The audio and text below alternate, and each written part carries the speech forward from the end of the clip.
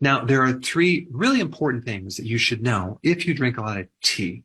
Now, normally when you think about tea, you think about something that's pretty healthy. And I mean, it's better than coffee, right? And people drink a lot of tea. In fact, the great majority of the planet drinks tea.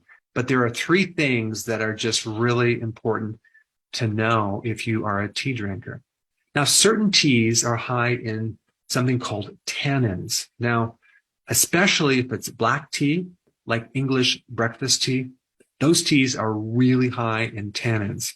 Now, green tea is very low in tannins, but when you're exposed to tannins, there's a couple things that happen. Number one, tannin tends to bind or chelate iron, okay, zinc, and calcium. So if you're drinking a lot of black tea, you're binding up your iron, your zinc, and your calcium, and then you may start experiencing symptoms of those minerals.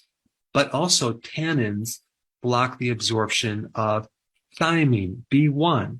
And B1, from my viewpoint, is one of the most important vitamins. I've done a lot of videos on B1, but if you're deficient in B1, you're going to get anxiety. You're going to have nervous tension. When you go to sleep at night, you might have more vivid dreams or even nightmares or restless leg syndrome. But B1 deficiencies relate to a lot of problems with your nervous system. And since we're on the topic of B1, I think it's really important to understand other things that can deplete B1 as well. Let's go through the list. Caffeine, which by the way is in tea and coffee. Coffee has tannins as well. Sugar, refined grains, sulfites, alcohol, metformin, which can cause a symptom of lactic acidosis, which is kind of dangerous. So if you're on metformin, you better be taking more B1 as well as B12 because both of those vitamins get depleted.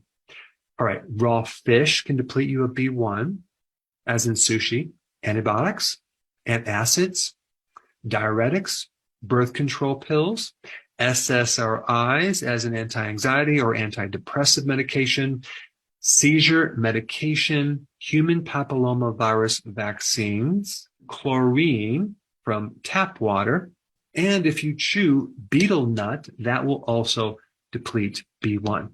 All right, number two, the second problem with tea, okay? Certain teas are loaded with heavy metals, okay? Like aluminum, lead, and arsenic. Now, I will say that the source of the tea really will tell you if there's these heavy metals. For example, if you get your tea from China, there's been an interesting study, which I'll put down below, that shows that not only does a lot of teas from China have heavy metals, but they're loaded with pesticides. One study showed 29 different pesticides, and most of them were illegal. So when you buy tea, you really need to know the source of where you get the tea. Japan, for example, has a much higher quality tea. Also, one common toxin in tea is fluoride. Okay, so the soil which the tea is grown on really reflects what's going to be in that tea. Tea has to be grown in acidic soils. So in that environment, a lot of things are absorbed into that plant that can be not just regular healthy minerals that you need, but actually toxic metals. So the source of the tea matters. Don't go for the cheapest tea. Find something that comes from a source that's very, very healthy.